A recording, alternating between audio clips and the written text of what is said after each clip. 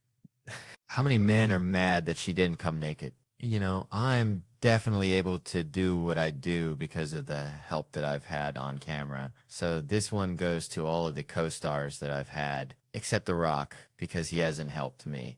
He hasn't helped me at all. You've actually lessened my talent. It's went down since you've been in my life, Stevie. I see you. You going to jail? I don't know why, but you just need to be locked up, man. It's got to stop. Damn it, Stevie. They got to get you out of here, man. Yeah, okay, that's it. I was looking hard. Look, Ross, I ain't gonna get you. Yes, I am velvet, sweatsuit, nacho, dick. The world needs more dreamers, and it also needs more Quiznos employees. Why does it take so long in Quiznos? It's just a sandwich. 45 minutes is ridiculous. You know what, Will? Nobody else here knows who you are, and I'm gonna make sure that they fucking know. Tonight, Will Packer's the 5th black guy in the room, and I don't know why they put us all in the same row, which is fucked up. They could have had us out. I don't know if that's a cinema thing or if that's something else, but I'm going to get to the bottom of that. I don't know who's going to distribute that. That's a distributor joke. I am killing. Yeah, Amy, I'm in your face. I'm fucking this crowd up. What's the third one? Which one? The third one? Yeah. Oh, this is my favorite one. That's right now. I'm a guest on The View right now, Whoopi. What'd you say? Whoopi, no, don't go there. You better not go there, Whoopi. She went there. Where did she go? I need to know. Where did Whoopi go? Guys, all right, serious. I hate your fucking face. It makes me shave. Come on, everybody. Stop thinking. I was about to rap. But this nigga Shay threw me off. I don't at all. Listen, real dude. Nigga, go to the back, go to the back. He ain't supposed to be in the front. Big fella, get your ass in the back. This is up in the front. Like, he got the best out outfit in the crew. Get your ass in the back. You know, these ain't your night, Jesus Christ, but I shouldn't do it on this stage, but if I was to do it, I would go to this first with the camouflage petite jacket on. I'm not going to do it. I don't have a college degree, but I do have a yacht, so I guess we're even education. Who's the dummy? Now, I only paid $30 million for it on credit. I don't even have the money, and I don't look as cool as I thought I would behind this podium, because you can't see my suit. This is stupid. This is really, this is a waste of a suit right now. I was like, they're going to fucking love it, but you can't see nothing. I look like a guy with a fucking head. I don't know. I just don't like it. God damn it, London. Y'all could do better than that. Y'all better make some fucking noise one time. I need stand-up comedy. I need the live audiences. Without it, I'm not the same. Where's the good pencils at? Oh, I'm going to write magic with you. Put the money in the bag. That's not it. And I got it. And bitch, put the money in the bag. And that's ass. That is ass. You got to go back to your way. Hey, you got to go back to the grimy days. You got to go back. I did it. Whoa, that sounds good, babe. But can you do me a favor and take out the trash? I don't have no pants on. That's because they're in the washing machine. Are you ever going to switch them into the dryer? Yeah, 1 sec. And give me a glass of water, please, while you're up doing it now, Sam. It's going to be crazy. It's going to be funny. And I'm in the edit, and I saw it. I was like, this shit looks stupid. I was like, I ain't using this well. And I was like, I told you all, that's just what we're into it. Yeah. So let me ask you a more serious question. And anyone can answer this. What do you think has changed about Kevin the most since he's had such success? No. Kevin takes more baths now. So when we first met Kevin, it was at least twice a week. But now, Kevin Hart shower, yes. It consists of nothing but cologne, and you spray it all a lot. There's also another phrase for that, but I'm not saying what it is. I'll say, yeah, you can't say that anymore. No, you can't say a lot of things. You know what, Kevin, besides being cleaner, he hasn't really changed because he's always been an asshole. Like the same shit that he's doing now. He's been doing it from day one. He's been a piece of shit from the beginning. And we can't say nothing. Like, you know what? He always been a piece of shit. We can't blame on the money. So it's the same dude, consistent. Yeah. He don't pay on time. He don't pay on time. Definitely not. Definitely not. What is going on? All checks are late. This is actually an intervention surprise. We want our money. Yeah. Here's the thing. They talk about me, right? Just to clear up so y'all don't think I'm a dirty ass. Let me tell you what they're talking about. I'm always on the go. So when we land and we get to a city, they can go to their hotels and go to sleep. I'm the guy that's got to land. And I got to go to the radio station. I got to go to the TV station. You went to a radio station for pride? I don't do radio no more. You don't do that? I did that. But I will agree with you. Listen, when you have a crew of people like Microstaff thinks I just lie in my fucking pool all day and then come in for an hour. They don't know what I'm up to. Not much, but you know what I'm saying. They think I go tanning and then I go get my nails done and then some. You know, my doctor goes down on me. They don't know what I'm up to. They think I'm just living the life of Riley. And I'm not saying I'm not, but I do work harder than they know that I work. I just don't go in and advertise about it. I advertise it. Yeah, well, you should. I mean, it seems like you're paying a lot of people. I do. And that's the thing. That's what's fucked up. I pay way too many people, to be honest. Chelsea, I realized this last year. I don't need y'all.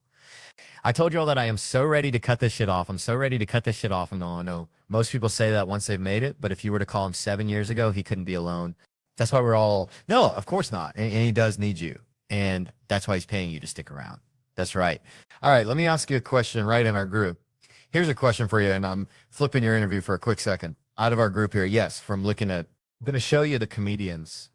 All right, that's a comedian. Yeah, he's a comedian. He's a comedian, okay? Who would you say is the fun comedian out of looking at these guys from our conversation without you included? Because I don't know these guys as well as I know you. I would say not you. I would say you said, I'm a funny smile. No, I think you are funny. I can tell that you're funny. You're a little bit like under the radar. I would say you're the funniest because you look the smart. You know what? Yeah, you look the smartest. I think smarter is funnier, right? It's about time. Praise the Lord. Won't he do it? Won't he tell the truth? What would you say about Namiem? I mean, he hasn't really said anything. Hey, she knows, so it's hard to say. But he's shy, and shy usually leads to funny. You know, when you get around the corner. So I'm the worst. He said I'm the worst out there. Yeah, you're the freakiest. For sure. The creepiest again. I have a half-hour special on Comedy Central. Go on demand. And we got the plastic cupboard special on Netflix. On Netflix. Right here on Netflix. There you go. Don't plug away. I'm not getting no laugh. I had a really good time with you guys, and I'm really happy you all came. I like this. We're evening out the balance of my show. It's a male friendly. You made your quota for the year. Yeah. You don't need no more black people. It's a wrap. Here you go. Remember that episode with Kevin? And he had the other black guys with him. We did it. That episode we made. Our season 2 of Kevin Hart Presents Heart of the City premieres Friday, November 3rd on Comedy Central. And you can go to kevinhartnation.com for tickets to see the guys on the Responsible Tour. Yes, we're in the city. Joey, how you doing? That's you, Joey. Hi. Since you got to the end of that video, I'm going to show you something that's going to blow your mind. I realize that I've never walked up this staircase on my set, and I don't know what's behind this door at the top. So we're just going to find out together. And hey, guys, hit the subscribe button right now for more. To do... He just always eggs me in and pulls me in. No. Listen, he's like a mafia. I can't get out. But you know what? I got Warren downstairs. You know what you should do if you want to feel? Go hang out with Mug the Bow. You're taller than me. No, he can hang out with Underdog. Here's the thing, Kenny. You're about 2 seconds of me talking about the fact that your knees touch every time the ball. We've been through that before on the show. As a matter of fact, Kenny has the body of a Dutch woman. What do you think? What do you think of Freight Sigger's jacket here, Kevin? First of all, that said, the top 2 worst jackets I've ever seen in my life. He needs to buy. He needs to buy another one, just like it, and throw them both in the trash. Number 1, real quick. Do we have anybody that can fly some checks to get for Kenny before we... I got some in my navel. Did you hear about Charles the other night? No. I just need Kenny to lick his lip. Okay. Wait, here you go. Hey, Kyra put his stuff in the street the other day. Who said he used to store Vaseline in his... So he had access to it? No, Kevin, that's your 2 story. That's not as true. That's not as big. And the reason I did that, because I didn't want people like you talking about my greasy little, my big wife. You got to be nasty. That's a different level of disgusting. But you, the store Vaseline and your belly button, hey, I have to keep these big lips more. They look like a bottomless pit. What is that? What's that thing around it, child? Vaseline. I don't even like the fact you're trying to show abs in it. Just push another piece of fat out. That's right. Y'all did this to yourselves. I'm done, man. Can I join? You better be done. Because if you smile fast, your lips will bleed right here. I'm on fire. Bow. Look, he's uncomfortably drinking beer. Hey, Shaq, I told you I was going to get in.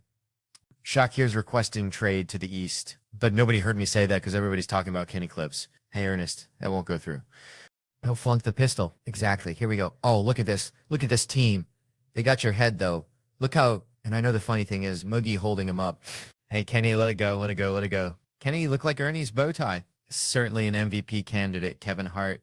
I heard you guys were drawing back and forth during the game. That's my guy, man. That's my guy. He's been down since day one, doing his thing too. Yeah, he was cheering on Embiid. We saw you going back and forth from here.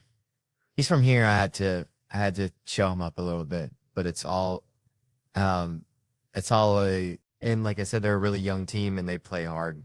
Beat my team and get an interview without me doing this. Hey, no, I'm playing dope. No, but we saw him inside. You feel good? I feel pretty, you feel pretty. That's what you said. Did he say feel pretty? He said pretty on TV. Yeah, he said he feel not good, not amazing. You said pretty, all the above, my man. Man, all right, Clay.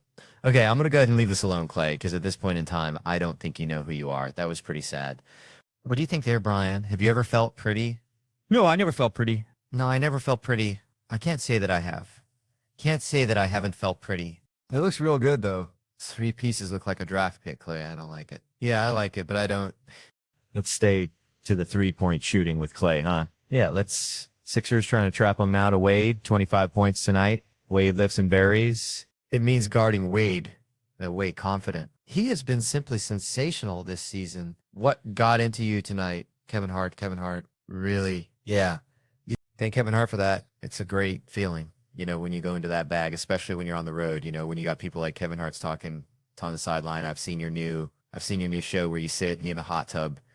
Your body ain't that good when you can just walk around without your shirt off. First of all, if we're ever going to talk about bodies, I want you not to be the one to bring that vaccine up, all right? If you don't get out of here. Shaped like a beanbag that got satin.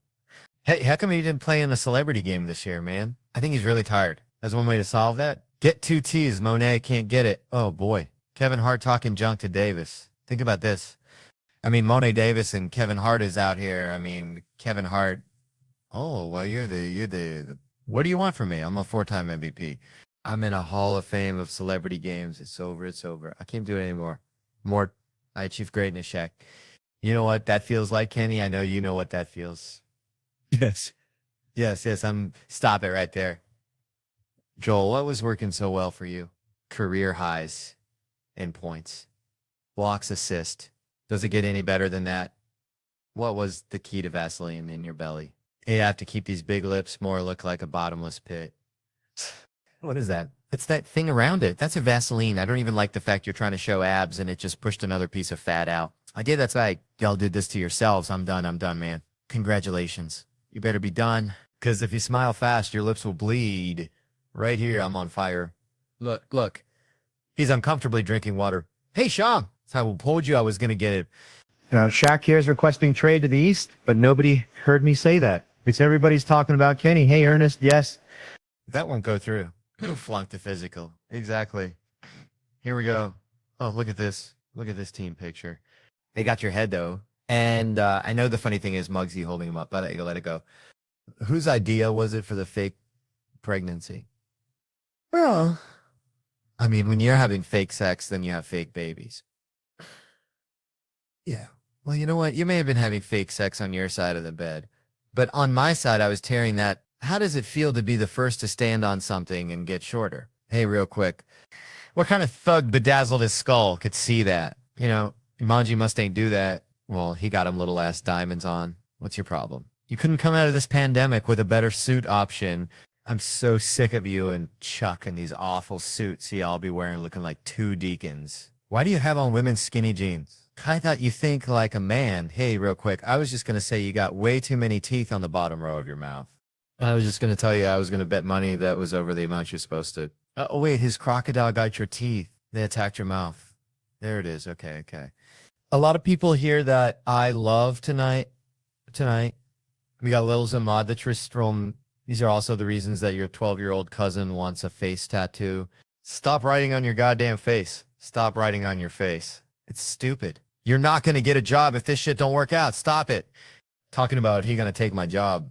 Oh, he going to take my job. But well, all I got to do is point to myself and talk loud and say a bunch of words that doesn't mince. That's all I got to do. And let me tell you something. Skip, okay? I'm not going to talk about the severity of this man and the severity that, hey, how come he didn't play in a celebrity game this year, man? What else do you want from me? I'm a 4-time MVP. I'm in a Hall of Fame and celebrity games. It's over. It's over. I can't do it anymore. I achieved greatness, Shuik. You know what that feels like, Kenny? I know you know what that feels. Yes, yes. All right, I'm stopping right there. I see your new show where you sit in the hot tub.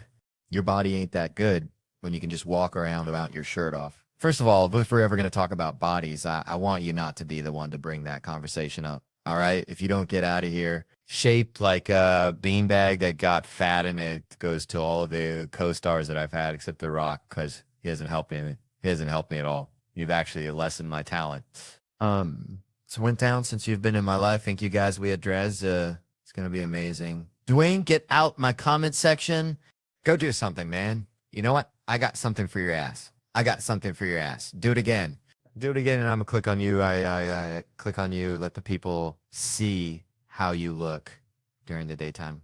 Newsflash: Dwayne's forehead isn't real. It's prosthetic. Dwayne The Rock Johnson has a prosthetic forehead. It's not real. You can take it off. It's like Velcro. If you see what's up under there, you'll see what wrestling will do to you. It's not good for your forehead. Rihanna was kicked off of Instagram for excessive nudity. People tell you something else. She's so sexy that I would honestly pay $1 million to see her naked. Here's the up thing. So I've already seen it, and I'm willing to pay again. I would still pay for it. Hey, sir, a bully with a capital B. You come here and you bully people with words that we don't understand. Half that stuff ain't even in a dictionary. Excuse me, that would be him. That would be him. That would be him. That's not me. I've got nothing on him. You're looking at a player that glosses his. What? What did you say? That would be him. That would be him. He glosses eyes, and that makes him a traumatical disaster, Jen. What did you see? Sir Sack? You got a chance to meet me. I saw his big behind in the back. What is Shaq doing? I'm saying since his retirement, he has nothing to do. He's in the most random places. Well, thank you. Thank you very. Yeah, I'm serious. I saw him at like Home Depot 2 weeks ago. But yeah, he was helping people. Like he wasn't even shopping. He was just helping people put stuff in the car. I'm shocked.